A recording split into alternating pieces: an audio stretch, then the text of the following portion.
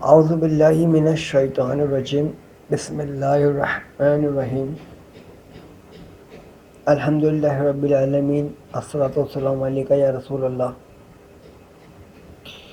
اپنی بات کا آغاز میں ایک قصہ ولی کا غوث پاک عبد القادر جیلانی کے والد صاحب کا سنانا چاہوں گا۔ پھر کیوں سنایا یہ بتاؤں گا۔ ایک دفعہ اعلیٰ حضرت ابو اولیاء غوث پاک کے والد صاحب سفر کر رہے تھے، تو تھوڑی سی بھوک لگی۔ دریا کے کنارے گئے تو ایک سیب بہتا ہوا آ رہا تھا۔ اب بھوک اتنی شدت سے تھی کہ وہ سیب اٹھا کے کھا لیا۔ اب جب سیب اٹھا کے کھا لیا، جب دل کو پیٹ کو اطمینان ہو گیا، بھوک مٹ گئی، تو پھر کیا ہوتا ہے؟ غلطی کا احساس ہوتا ہے، یار یہ سیب کس کا تھا؟ کیونکہ فروٹ ایسی چیز نہیں ہے۔ چلیں آج کل دیکھ لیتے ہیں شہروں میں لگے ہوئے ہوتے ہیں فروٹوں کی درخت، کوئی توڑ بھی رہا ہوتا ہے، مائنڈ نہیں کرتا۔ لیکن انہوں نے کیا سوچا کہ یا تو کسی کے باغ میں سے گر کر آیا ہے یا کسی کے گھر سے نکل کر آیا ہے، میں جا کے اس سے معافی مانگتا ہوں اور اس کو اس کا بدلے کچھ دیتا ہوں، رقم وقم یا کچھ جو بنتا ہے دوں اور سیب کا معاملہ حل کروں۔ یہ میں نے بغیر اجازت کھا لیا ہے۔ اب وہ بھائی درخت ڈھونڈنے نکلے کہ وہ گھر ملے۔ چلتے رہے سامنے دیکھا کہ ہاں بھائی درخت ہیں سیبوں کے۔ گئے اس گھر کے اندر، چرپائی پہ بزرگ بیٹھے ہوئے تھے۔ کہا کہ سب بزرگ صاحب، جناب والی، میں نے آپ کا ایک سیب کھا لیا ہے، وہ بھی اس وجہ سے کہ مجھے شدید بھوک لگی تھی اور اجازت کیسے مانگتا، اس لیے کھا بیٹھا، اور اب ہمت ہے کہ چلنے کی، اور تو میں آپ تک آیا ہوں اپنا باقیہ سفر چھوڑ کے کہ آپ کو اس کا ہرجانہ دوں یا اس کی قیمت ادا کروں یا کوئی نعم البدل آپ جو مجھے حکم کریں، میں اس سیب کے بدلے دینے کے لیے تیار ہوں۔ بزرگ نے کہا ایک سیب؟ بولا ہاں، غوث پاک کے والد صاحب نے، عبد القادر جیلانی کے والد صاحب نے۔ بولا ہاں ایک سیب۔ بولے واہ، پھر تو تم اتنی آرام سے جانے والے نہیں۔ بولے کیا مطلب؟ تو انہوں نے کہا کہ اب تمہیں اس کی بھاری قیمت چکانی پڑے گی، کیونکہ وہ سیب تو ہمارے لیے بہت قیمتی نکلا۔ اس نے کہا، غوث پاک کے والد صاحب نے کہا، فرمایا کہ آپ جو حکم کریں میں کرنے کے لیے تیار ہوں، اس کا ہدیہ دینے کے لیے یا قیمت ادا کرنے کے لیے تیار ہوں۔ انہوں نے کہا تمہیں میری بیٹی سے شادی کرنی پڑے گی۔ غوث پاک کے والد صاحب نے کہا اعلیٰ حضرت یہ کیسا نعم البدل ہے اور یہ کیسی قیمت ہے کہ مجھے شادی کرنی پڑے گی؟ بولے ہاں شادی کرنی پڑے گی تو سیب کی قیمت ادا ہوگی۔ انہوں نے کہا چلے مجھے منظور ہے۔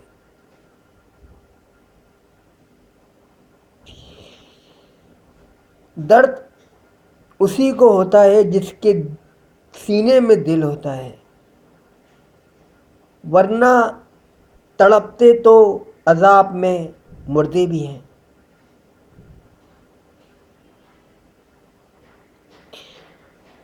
تو انہوں نے کہا، غوث پاک کے والد صاحب سے کہ بھائی میری بیٹی جو ہے وہ اندھی ہے، گنگی ہے، بہری ہے، لولی ہے، ہر طرح کا نقص ہے اس کے اندر،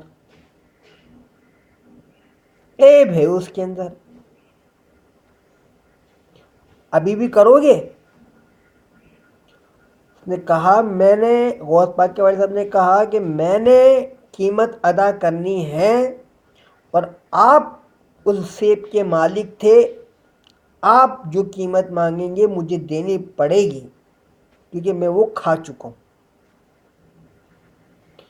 اچھا بھائی، رضامندی ہو گئی۔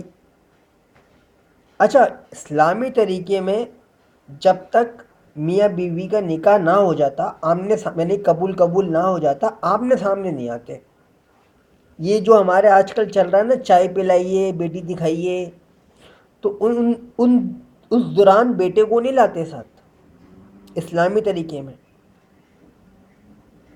گھر والے آتے ہیں، خالی وہ دیکھ کے جاتے ہیں۔ تو غوث پاک کے والد صاحب کے تو کوئی گھر والے تھے نہیں اس وقت، تو بزرگ کے تحت ہی فیصلہ ہو گیا، جیسے موسیٰ علیہ السلام کا ہو گیا تھا۔ اب غوث پاک کا نکاح ہوتا ہے، نکاح کے بعد وہ اپنے حجرے میں جاتے ہیں۔ اب جیسے ہی حجرے کا پردہ ہٹاتے ہیں تو اتنی شائستہ، خوبصورت، مہندی سے سجی ہوئی، پاؤں سے، ہاتھوں سے اور زیورات سے اور گھونگھٹ ڈلی ہوئی اتنی خوبصورت عورت پردہ گرا کے واپس باہر آ جاتے ہیں۔ بولتے ہیں اعلیٰ حضرت آپ نے تو کہا تھا کہ لنگڑی لولی بہری کا نہیں ہے، تو یہ تو سب کچھ صحیح ہے اس کا، آپ کوئی اور لڑکی کے کمرے میں تو نہیں بھیج دیا؟ بولے واہ بیٹا واہ، میں نے تجھے اس لیے بولا تھا اپنی بیٹی کے بارے میں کہ یہ اندھی، گنگی، بہری، لنگڑی، لولی ہے، کیونکہ آج تک اس نے نہ غیر مرد سے بات کی، نہ غیر شریعت بات کی، نہ غیر آنکھ سے غیر شرعی چیز دیکھی، نہ کوئی بھی غیر شرعی کام نہیں کیا اس نے آج تک۔ میں اس کا باپ ہوں اور میں اس بات کا ضامن ہوں۔ اس لحاظ سے اس دنیا کے مطابق یہ اندھی، گنگی، بہری، لولی اور لنگڑی ہے، حالانکہ اللہ کی نظر میں کتنی اچھی ہوگی میرا دل جانتا ہے۔ ایک باپ تم سے ایسا بول رہا ہے، اب بتاؤ ایک سیب کی قیمت ادا کرنے، کہتے ہیں کہ نیت صاف تو منزل اتنی پیاری ہوتی ہے کہ مل ہی جاتی ہے۔ کہتے ہیں کہ دو پیارے آپس میں مل ہی جاتے ہیں تو منزل مل ہی جاتی ہے، اگر نیت صاف ہو تو۔ راستے دشوار ہوں بھلے، طے ہو ہی جاتے ہیں۔ اب میں آتا ہوں عورتوں پہ، کیونکہ جس مقصد کے لیے میں نے یہ واقعہ سنایا،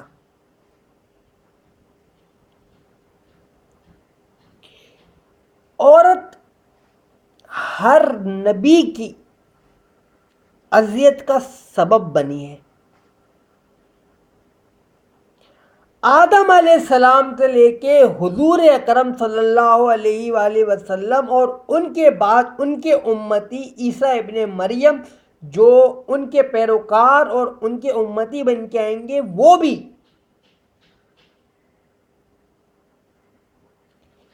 ان عورتوں کی وجہ سے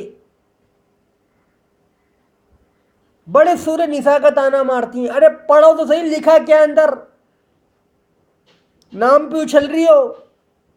ایسا تو میری ماں کا نام بھی سورہ مریم لکھا ہوا ہے، آل عمران لکھا ہوا ہے، بنی اسرائیل لکھا ہوا ہے، سورہ بنی اسرائیل۔ کیا کروں، تنگا سجا لوں، تعویذیں پہن لوں ان کی؟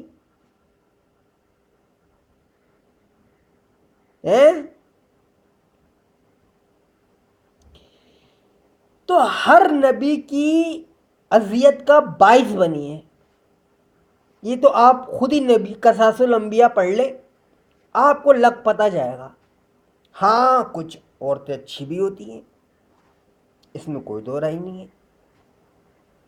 لیکن وہ تھوڑی سی ہوتی ہیں۔ ارے دو تو قلندر نکلے، اگر ایک عورت بھی نکلی تو ایک، چلو نبی پہ تو بنانے میں تو اللہ نے بھروسہ ہی نہیں کیا عورت پہ کہ نہیں بھائی ان نبیوں کا کام عورتوں سے نہیں لینا۔ قرآن شریف میں کہا ہے ہم نے کسی عورت کو نبی بنا کے نہیں بھیجا، ہم نے مردوں کو ہی بھیجا۔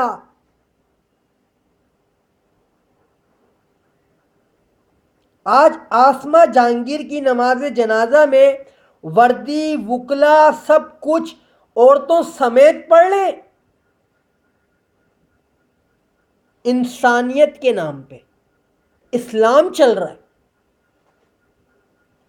ارے اگر برتھ ڈے ہے، اگر کوئی دنیا کی کوئی چیز ہے، کوئی ترقی ملی ہے، کچھ ہوا ہے، فلانا ہوا ہے، کچھ ہوا ہے، تو بھائی جاؤ عورتیں مرد مل کے، کاروبار ہے، کچھ بھی ہے۔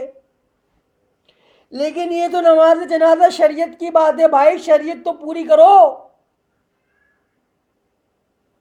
اگلی کو جہنمی بنا دیا تم نے، آسمان کے وہ ویسے ہی لعنتی تھی۔ تو اسی طرح جساسہ بھی ہے، میں پہنچ چکا ہوں لائبہ تم تک، بہت جلد تم منظر عام پہ آنے والی ہو، تمہیں پردے پہ اتنا اچھالوں گا کہ تمہاری عقل ٹھکانے آ جائے گی، راتوں رات سپر سٹار بنا دیتا ہوں، میری زبان ہی کافی ہے۔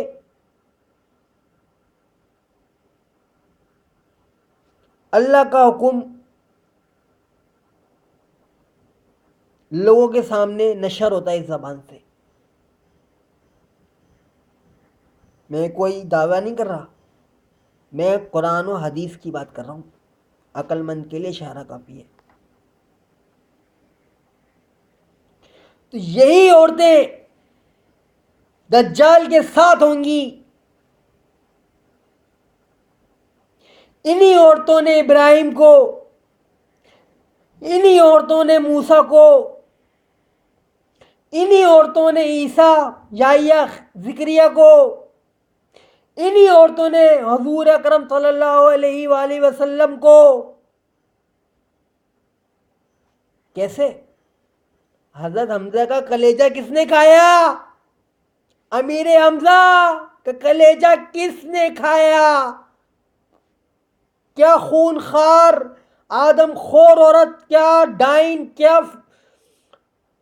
جسے کہتے ہیں کہ چڑیل تھی وہ۔ ارے یوسف کو جیل کس نے بھیجا؟